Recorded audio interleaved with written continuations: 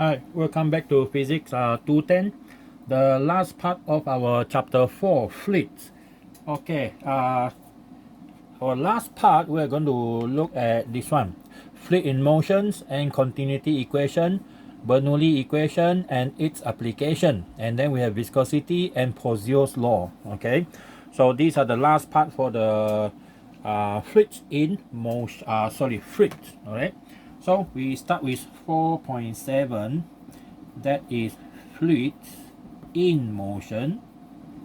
Okay, fluid in motion. Okay, so our fluid in motion, we have a assumption actually. Okay, when we talk about fluid, it refers to gas and also refer to liquids. So for liquids, it has a special case, which is the density assumed to be constant. But for gas, it is compressible. Okay, liquid is incompressible. All right. So our first one will be assume for generally liquid fluid only. Okay, fluid only. So let's assume we have a pipe. Okay, let's assume we have a pipe, a fluid flow in a pipe. It can be gas and liquid. So it starts with let's say this diameter.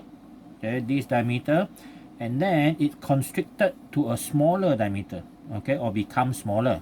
So let's assume the cross-sectional area for this area I will call A1. Okay, and then this area here will be A2.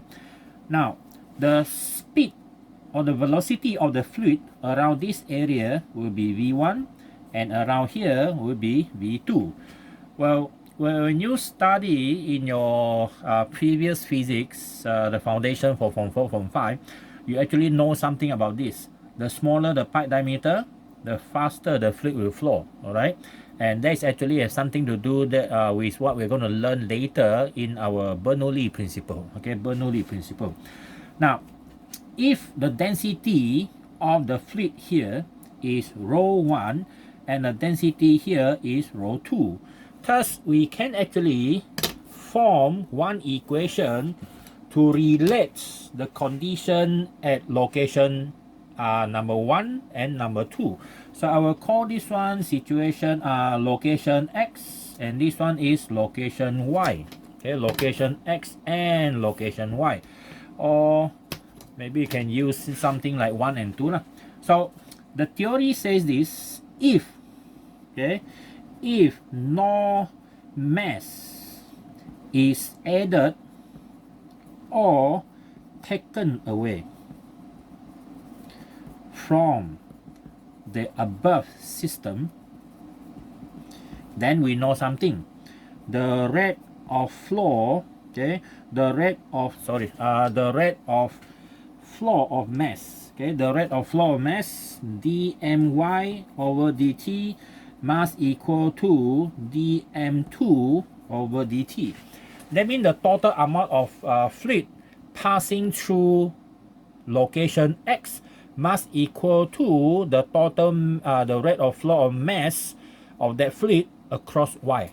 Actually, everywhere this thing is a constant. Okay, this thing is a constant, or we can write it is a constant. Okay, but we know something. Okay, we know that density is equal to mass over volume, right? So we can put M is equal to rho V. So we have this one. Okay, we have this one, which is rho V, and this one here is also the same, which is rho V. But this is rho 1 V1, rho 2 V2. Okay, and then one more thing is this: if, okay, let's assume after a certain time, okay, let's assume after a certain time our water or the fluid already moved a certain distance, okay, a certain distance here. Okay, so that distance, let's say, is L1. Okay, and the same thing happened to our fluid here. Okay, so this is distance of L2, or displacement. Okay, or displacement. So we can use this L1 and A1 L2 and A2 actually to construct equation for the V. Okay, so we take this one out, we put this one, we can actually just replace the V1. Okay, rho 1 volume is equal to cross-sectional area multiplied by displacement.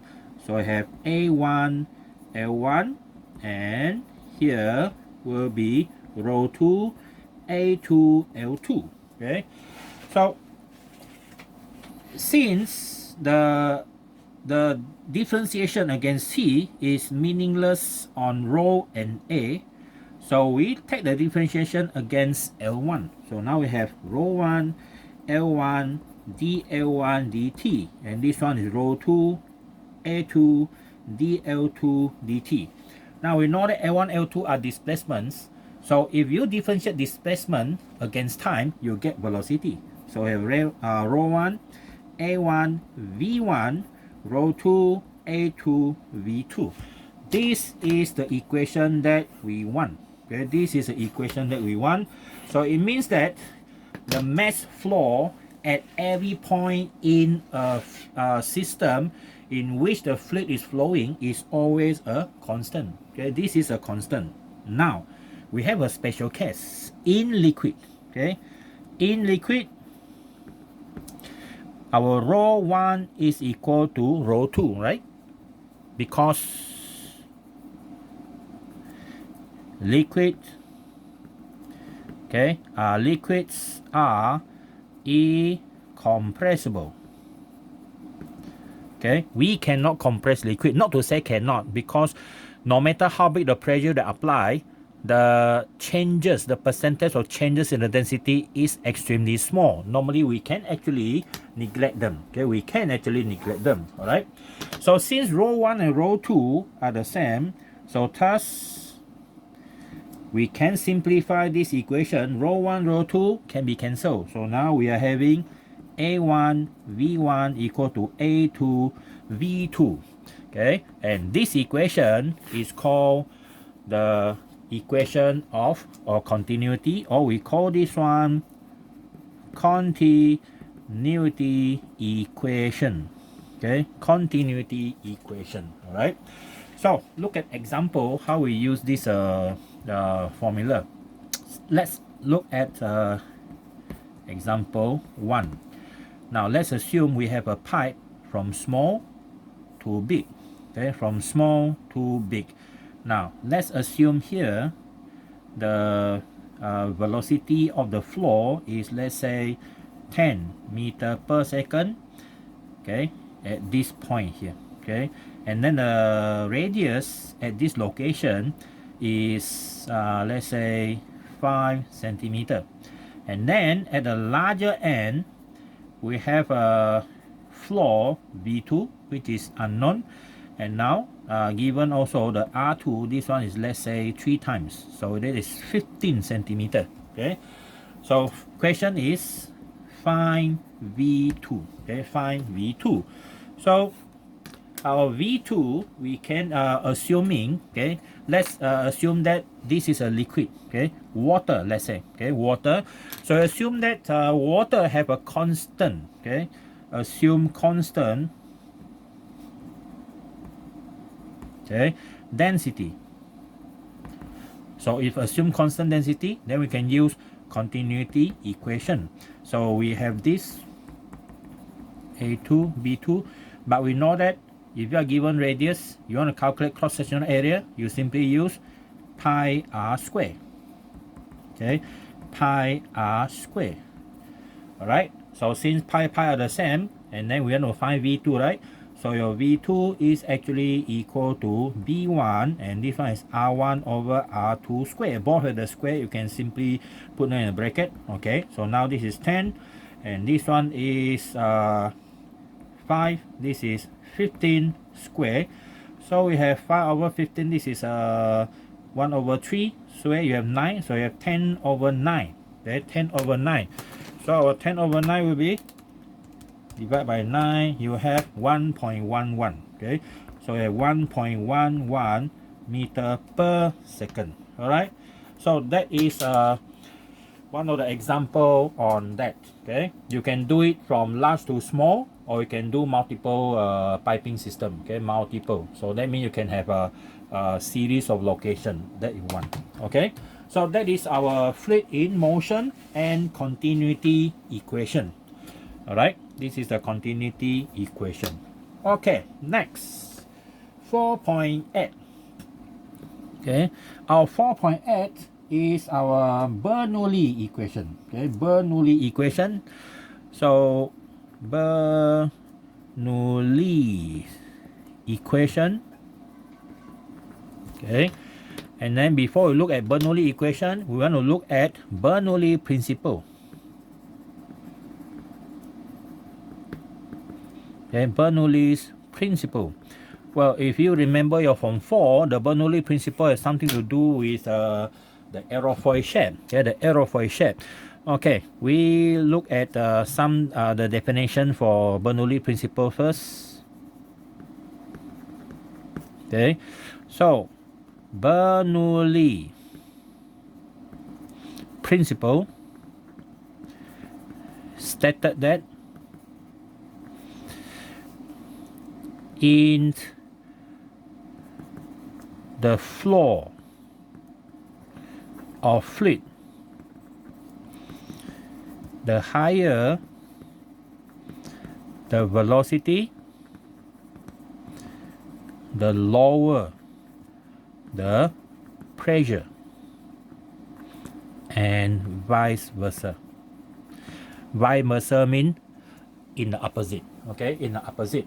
For example, when the velocity is low, the pressure is high. Okay, the pressure is high. All right. So for example, let's assume you have a aeroplane wing. Okay, aeroplane wing. Let's say we have a symmetrical shape like that, and the wing is, let's say, moving to this direction. That's the velocity. Now we know that A, when your wing move like that, your A will pass through the wing. Okay, it will pass through the wing. Now, there are two sides of the floor of the A. One is at the top, one is at the bottom. So now we know that this A molecule, okay, that is somewhere here, okay, let's say location here, they are actually split apart. Okay, split apart by the aerofoil shape. Okay, by the aerofoil shape. Okay, this is the aerofoil. Okay, aerofoil shape. Now they have to end up in the same location. They have to end up in the same location after the wing pass through them, X to Y. So to do so, because the molecule at the top of the aerofoil is moving a further distance compared to the one lower. You see, from X to Y, if you follow this path here, it is straight path, but this one is a curve. But they need to reach there in the same time. Okay, the TXY bottom, top, and this one is the TXY bottom. They must be the same. Okay, TXY top must equal to the TXY bottom.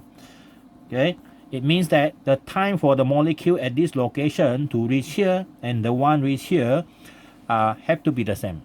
So if they are moving in the same time, okay, and this one is moving a longer distance, that means the speed on top here is faster than the lower one.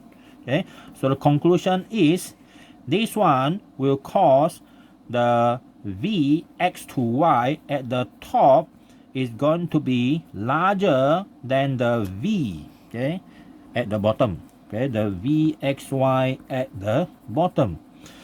So because according to Bernoulli principle, the higher the velocity, the lower the pressure. So this one again gives us another conclusion.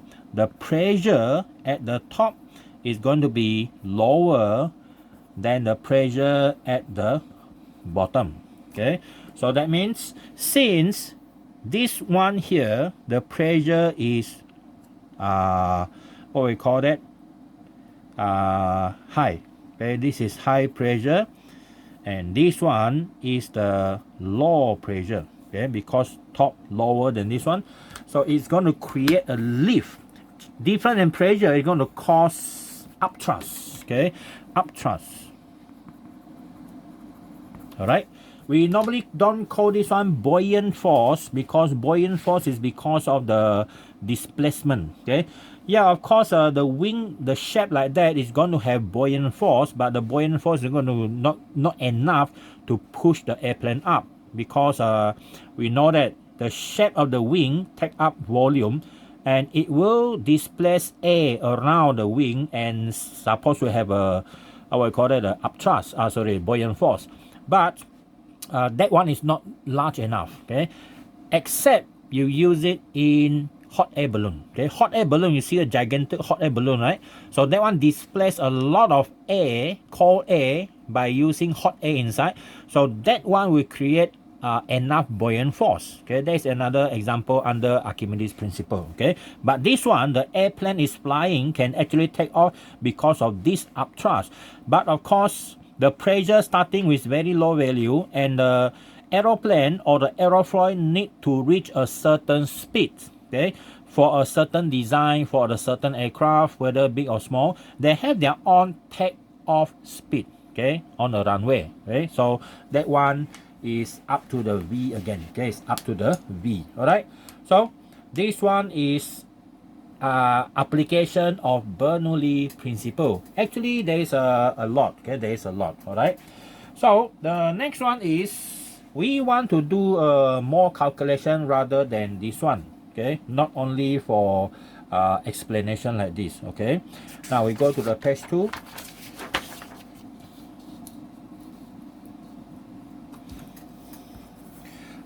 Page 2 is the Bernoulli equation.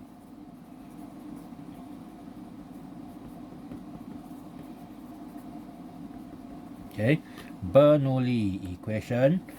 Now let's assume again, okay, Bernoulli equation, when fluid flow through a piping system, you cannot just design a fluid flow piping system in the industry all horizontal in the same height or same elevation. So let's assume we have a fluid flow through a pipe. Okay, a pipe, let's say this one is a lower pipe. Okay, lower pipe. After it go up, okay, here, okay, go up, and then to a larger pipe. Okay, now you see it become more and more complicated now. Okay, it become more and more complicated. Okay, now I will assume that this one is the lowest point. Okay, or if you don't want, we can actually use at any location that we want. Okay, at any location that we want. Okay, so this one is the lower pipe. Okay, this is our center line, and this is a center line for the larger pipe section. Now let's say this is a ground level. Okay, this is a ground level. Now there are different height for the pipe here. Okay, this is I call Y1, and this one here I will call it Y2. Okay, I will call it Y2, right? Okay, so for the same thing here, if you remember this one, the smaller pipe to the bigger pipe, we are going to use a continuity equation. Okay, we're going to use a continuity equation here. Okay, so our continuity equation is going to involve something that looks like A1 V1 A2 V2. Okay, A1 V1 A2 V2. Okay, now what is Bernoulli equations talk about? Actually, it's a change of energy level and a kinetic energy per unit mass. Okay, per unit mass. That one you have to know. Yeah? So Bernoulli equation state that if at this smaller, okay, at this smaller pipe, okay, is let's say V1, and then at a larger pipe here, the velocity is v2, and okay, and the pressure here is P, and the pressure here is P1, and this is P2. Okay, Y1, Y2, P1, P2, V1, V2, and then another one is the density of the liquid here is ρ1, and this one is ρ2. So Bernoulli principle states that, okay, at any point here, the pressure at that point plus half rho v square and then plus rho g y must equal to a constant. Of course, by assuming that, okay, the mass, okay, is not added or taken out. Okay, you don't have a mass added or taken out. So in that case, that means we can do the same thing for here also. So that means P1 plus ρ1 v1 square plus ρ1 gy1 must equal to P2 plus half ρ2 v2 square plus rho gy both 2. That is our Bernoulli's equation. Okay, this is our Bernoulli equation. It's quite complicated here. Okay, now if you look carefully, what is this one? If you look at the formula, our half rho v square, this one, if you are smart enough, you can take out the rho, because rho contains mass, right? Okay, rho contains mass. So this rho is equal to mass over volume and v square, and this one is half mv square over volume. Now what is that? This one is the kinetic energy per unit volume of the fluid. Okay, so this one is a constant. Okay, this one is a constant. When you sum with other, is a constant. Now look at the next one here. Rho1 g, just rho only. Okay, rho only, for both are the same. Okay, so rho gy, rho again is m over volume, and then the g and y. Now if you take mgy over volume, what is mgy? Mgy is the same as mgh. So this one is potential energy per unit volume. Okay, per unit volume. Now how about P here? What is P actually? What is P? P is pressure, right? P is pressure. And pressure is what? Pressure, we know that is force per unit area. Okay, per unit area, right? Per unit area. And then what is force, and how to change this one into volume? We know that if you want to change this one into volume, your A must multiply by displacement, right? So let's call L displacement. So that means your F must multiply by L as well, so they can cancel and go back to the same thing. But force multiplied by displacement is work done. Okay, work done per unit volume. So you see, they are all per unit volume. So that means Bernoulli equation actually have this meaning. Okay, the work done per unit volume in pushing the fluid across this cross section plus the kinetic energy per unit volume plus the potential energy per unit volume at this location must equal to constant. It's all per unit volume. Okay, so that one is actually the meaning of all this P1 half rho v square and rho gy. Okay, so that is our Bernoulli's equation. All right, so now we try to look at example on how to do some of this calculation. Okay, so let's assume we look at example number 2. Example number 2. So let's assume using the almost the same diagram. Yeah, so we have a pipe, small pipe here, and then go up to a larger piping system, right? And this is the elevation, and this is our ground level. Okay, this is our ground level. Okay, why we choose a center line? Because average value. Okay, average. So this is y1, this is y2. Let's say this is 50 centimeter. This one is 80 centimeter. And let's assume these are water. So you know what to do next, water. Okay. Now let's assume here and here. Now this one is at a pressure of, let's say, P1 equal to 150 kilopascal, and this one here is P2. This one is unknown. Okay, this also okay, this one unknown. So let's assume the velocity here V1 is equal to 20 meter per second, and this one here V2 reduced because the pipe become larger, right, and then become higher. You lost kinetic energy per unit volume, you gain potential energy per unit volume. Let's say this one only become 5 meter per second. Okay, so assume that G is equal to 9.81 meter per second per second. Okay, now calculate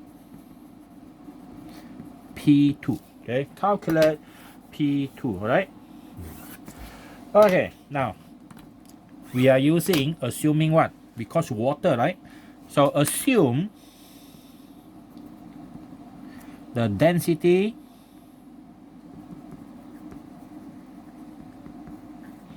is constant. Okay, forgot to give you another value. Is the density of water is equal to 1000 kilogram per cubic meter.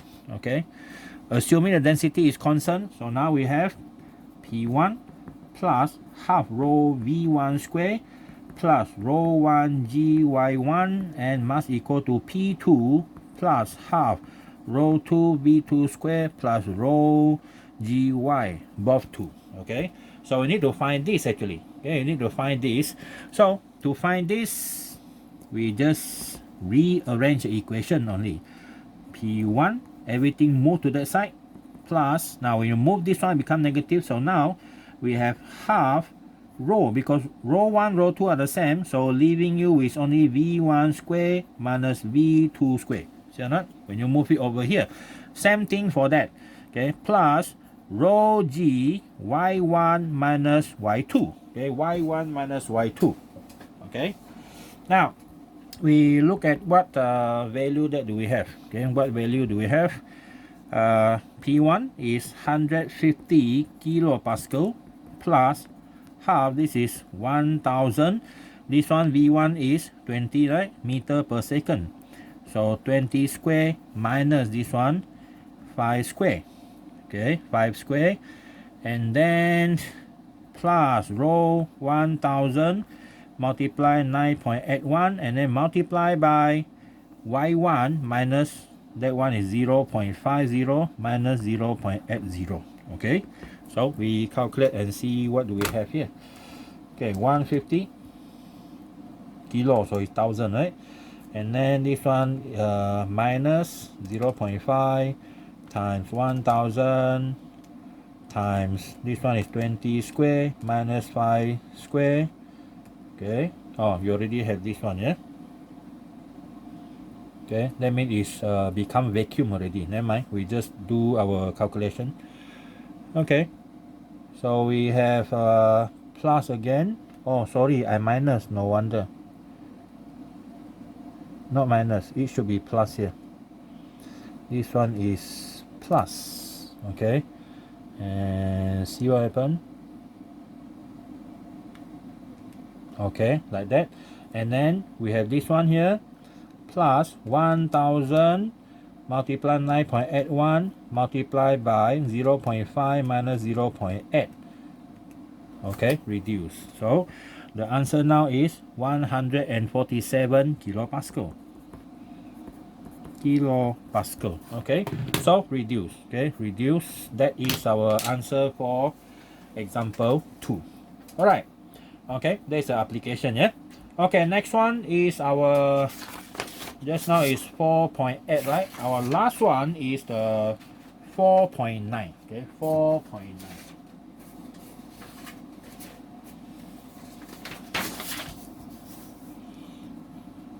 Okay, this is page 3. Okay, 4.9. 4.9 is about viscosity and Poiseuille's law. Okay, Poiseuille's law. Poiseuille's law is one of the most difficult equations to remember, but for you it's okay, right? Your online exam, where got difficult to remember equation? Okay, now first we look at viscosity. Okay, viscosity.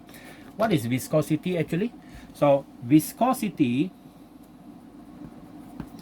is, okay, the internal friction. Okay, internal friction in real fluid. Okay, real fluid. Now you have to know this. Okay, so we look at number 1, ideal fluid. Okay, ideal fluid, no viscosity. Okay, no viscosity because it does not have ideal friction, internal friction. Now number 2 is real fluid. Okay, real fluid have, okay, a viscosity. Alright, viscosity. Alright, that's it. That is viscosity. It's something like internal friction. Internal friction. Okay. Now, if how do we actually calculate viscosity? We know something like this. Let's assume, okay, you have fluid flowing. Okay, you have fluid flowing. Okay, in a pipe. Okay, a fluid flowing in a pipe.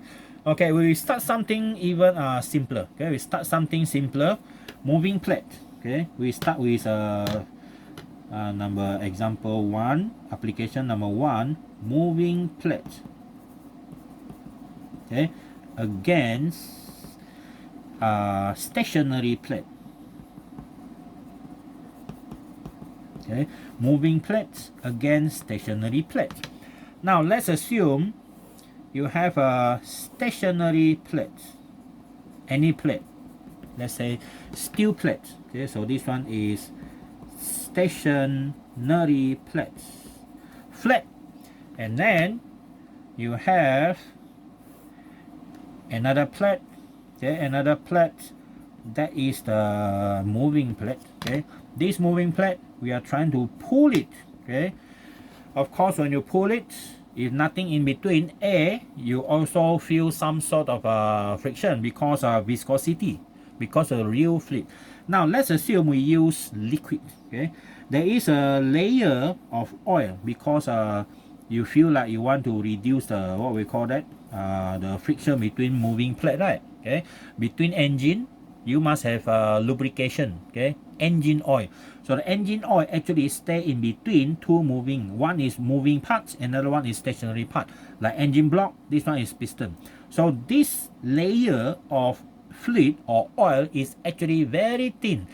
It's just like a bubble salt film. Okay, very thin. So let's assume the distance between these two plates is L. Okay, and then the upper plate is moved with a velocity v. Okay, with a velocity v, and then the surface area here. Okay, the surface area of your plate. Okay, area is A. The fixed plate, we don't care about the size because it's supposed to be continuous. Okay, so the fixed plate is the one that moves. So if you want to move this plate, at least you must go against the minimum internal friction or the viscosity. Now we know something, okay, from experiment. It was found out that the larger the surface area, the larger is your viscosity. Okay, the viscosity. Okay, so it's directly proportional to the A, and also if the distance is actually larger, it becomes inverse. The force needed is inversely proportional. If they are nearer, the more difficult for you to pull. If they are further, the easier for you to pull. Okay. Another one is, okay, is actually directly proportional to the speed. The faster you try to move it, the larger is the viscosity. Right. So when we form equation, it become like this. Okay. A V over L, and these two is always together. Okay. And then when you form equation, you put a constant in front, and this constant is special. For the viscosity here, the constant is eta. The n is a very long tail, eta A and V over L. Okay, so that is our formula to calculate the viscous force. Okay, the viscous force on a plate moving. Okay, on a plate moving into this against the stationary plates. Now, n here, the eta is called the coefficient of viscosity. Coefficient of viscosity of the fluid. Okay, of the fluid. So it depends on the liquid they're using. Okay, water or engine oil or cooking oil or so on. Okay, or air. Okay, and then your V over L, this special term is called velocity gradient. Okay, velocity gradient. Okay, velocity gradient. Okay, the meaning, why is important to know the velocity gradient? Well, if you want to know how fast a fluid is moving, let's say this is our stationary plate, the one down here, stationary plate. Okay, and you have a plate moving. Okay, you have a plate moving, a moving plate. Let's say this is a moving plate. You pull it with a force F. Now, the moving plate here, this one is moving with velocity V, right? Now, meaning that if you look at the velocity here, look at the oil here, the oil that follow the moving plate. This is a stationary plate. This one is a moving plate. Now, the oil that is attached to the moving plate is going to move with a velocity like this.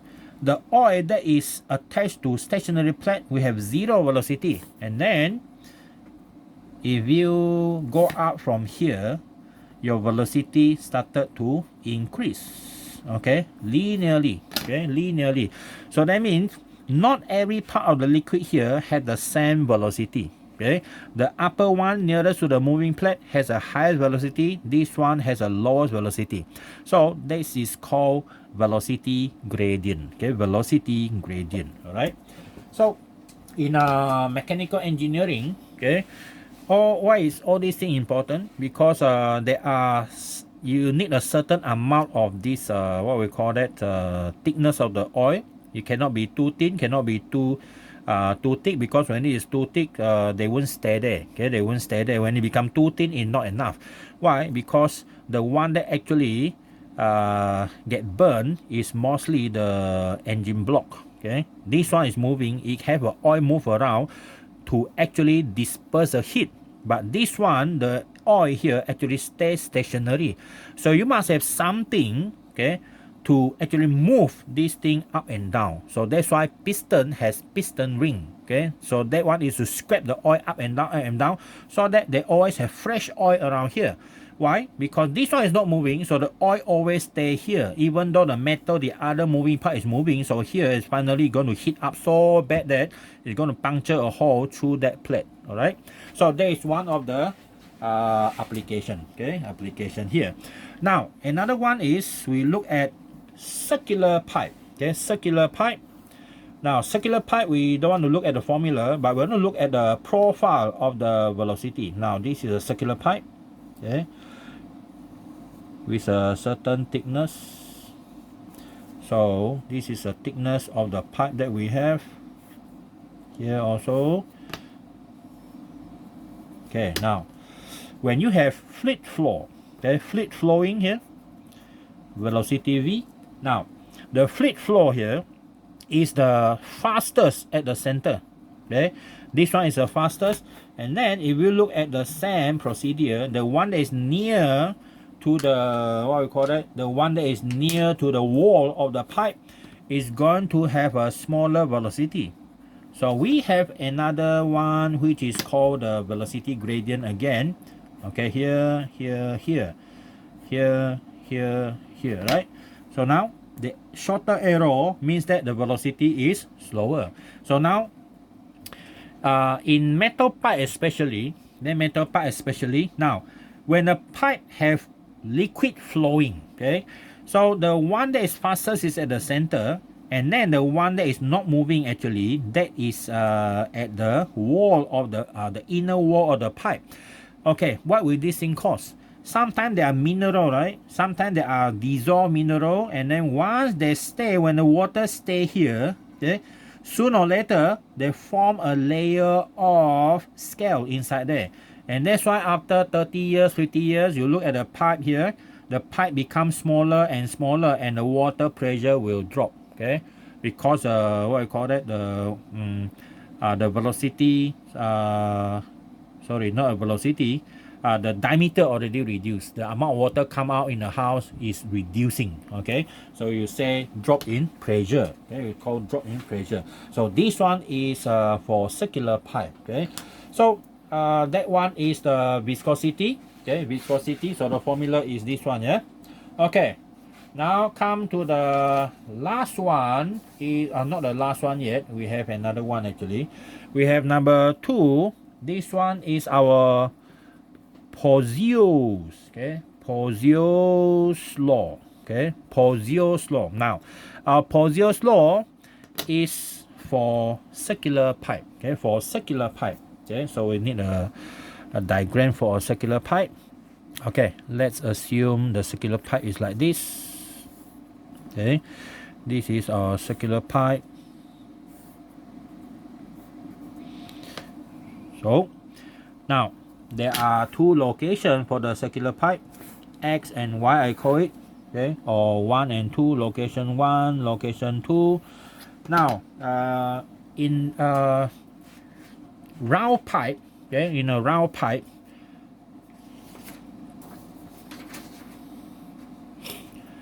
the fluid will flow. Let's assume the fluid flow in this direction, okay, it flow in this direction. This is a fluid flow.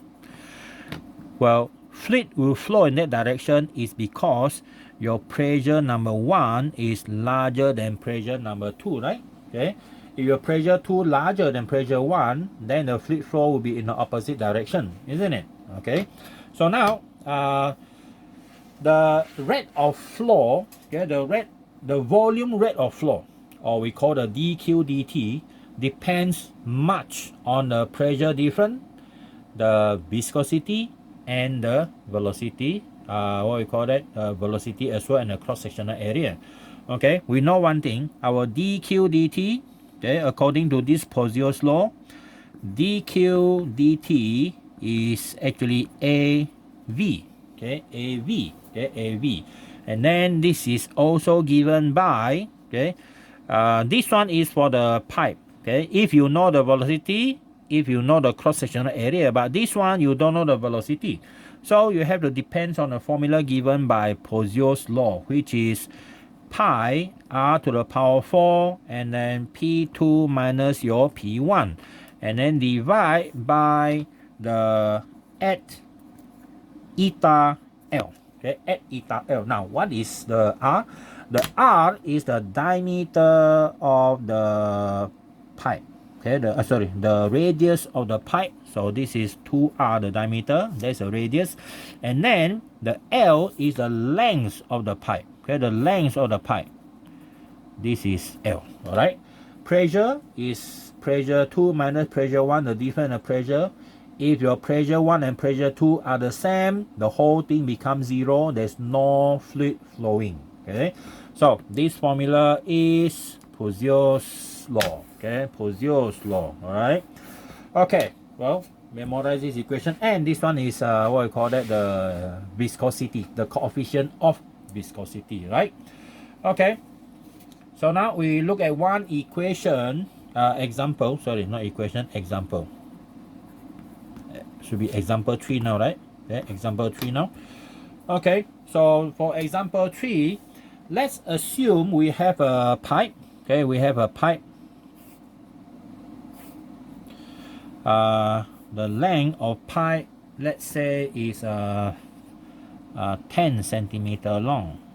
Okay, this is L, 10 centimeter long, and the diameter of the pipe, okay, is given by let's say 1.8 millimeter. So later your radius is going to become 0.9. Okay, and then we have pressure P1 and pressure P2. This is P1, P2. Okay, and let's assume there are engine oil moving. Okay, engine oil that has a viscosity coefficient of viscosity of, let's say,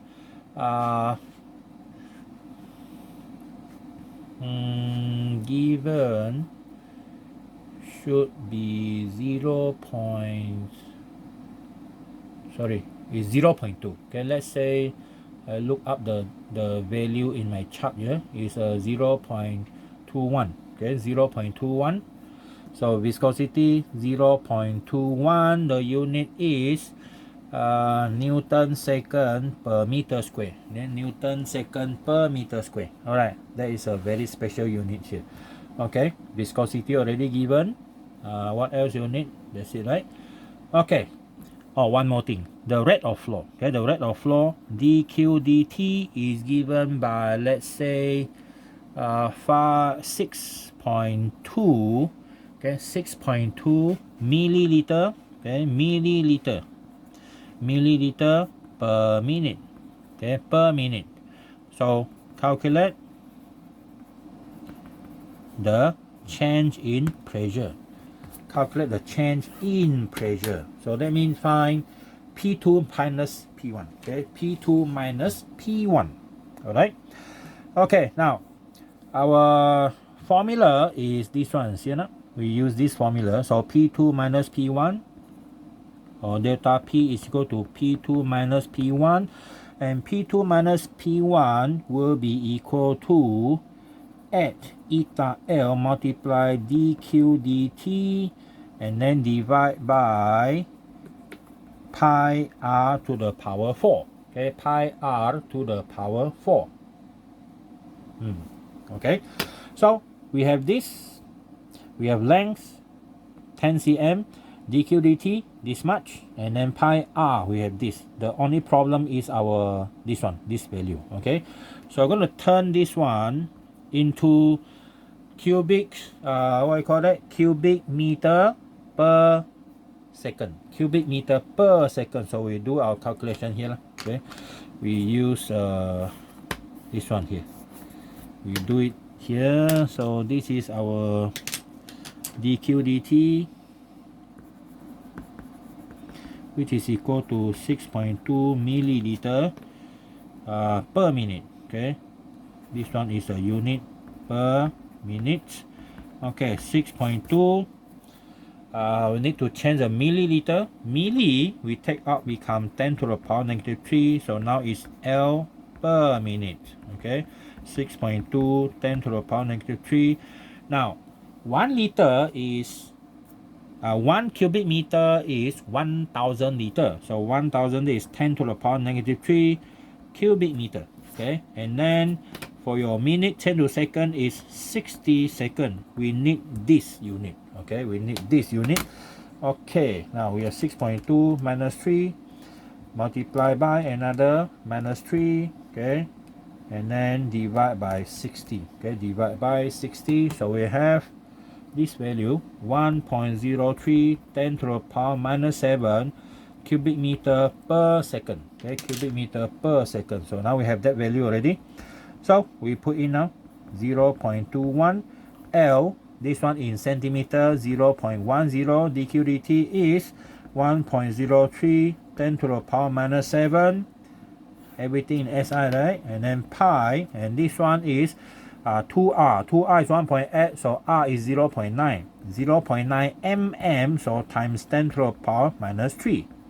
Okay, So now we have this multiplied by 0.1 multiply 0.21 multiply by x, okay, and then divide by pi,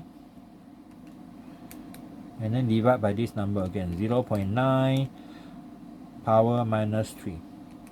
Okay, so we have this value, pressure difference. Oh, sorry, I forgot to put the bracket here. Here. Okay, one more time. Okay, this much, so small. Okay, did I? Oh, sorry, forgot the power 4. Okay, redo. Add times 0.21 times 0.1 times 1.03 minus 7 divide by pi. Okay, and then divide by this in bracket. Yeah, don't forget 0.9 times 10 to the power minus this one, and then power 4. Sorry, can we do that? Okay, we got this. Answer is at 0.40 times 10 to the power 3 Newton per meter square, Pascal. Okay, in Pascal. All right. Okay, so that is our Pujols law. Okay, page number 3. All right. So Pujols law is used only for round pipe. Yeah, round pipe. Okay, we have a last one, which is also have something round, which we will call sphere. Okay, a sphere. Now, there is page number 4. Okay, page number 4. This one is the third one already. A, B, C. Okay, A, B, C. So our C is called Stokes law. Okay, Stokes law. What is Stokes? Well, Stokes law is a formula used to find the drag force or the friction, the internal friction on an object that actually flow through, okay, that flow through a spherical object that flows through a fluid. Okay, for example, a ball bearing, a spherical shape, a ball bearing drop through liquid water or liquid oil. Okay, so let's look at a container. Okay, a container that contains oil. Okay, that contains oil. Okay, container, this is oil. Okay, oil with a viscosity eta. Okay, and then you have a sphere. This sphere has a mass m and radius r, and it is now coming down at the velocity v. Okay, at the velocity v. You have to know that the faster you move, the larger is your friction. Okay, now the sphere is going to experience what we call that drag force. Okay, a drag force. So this one is actually a friction. Okay, so I will call this one the drag force, Fd. So our Fd is called the drag force. Okay, drag force. Now our Fd is actually given by this formula, 6 pi eta Rv. Okay, 6 pi eta Rv. Okay, so this formula, you see, the drag force depends on what? The viscosity of the liquid oil, okay, and then the radius of the sphere, and then how fast it is moving. And this 6 pi is just refer to the geometry of the shape. If you change this sphere into something else, for example, bullet shape, teardrop shape, this one is going to change. 6 pi is a geometry. Okay, show the geometry. So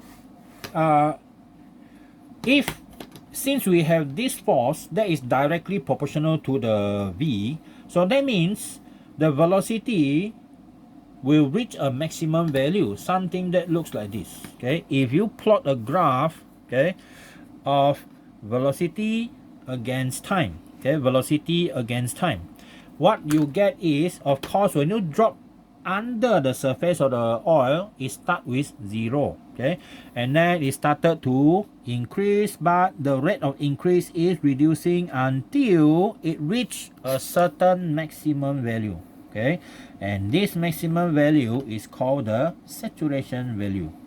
Okay, saturation value or terminal velocity. Okay, or terminal velocity. So here is the terminal velocity. Okay, terminal velocity. Well, how fast it reaches the terminal velocity, it depends very much on the FD. The more the higher the viscosity, okay, the faster it reach. So the time for you to reach the terminal velocity or to reach the saturation will be shifted around. Okay, will be shifted around. All right. So that is our Stokes law. Okay, that is our Stokes law. Okay, so that's it for our chapter number 4. And okay, bye bye. See you next time.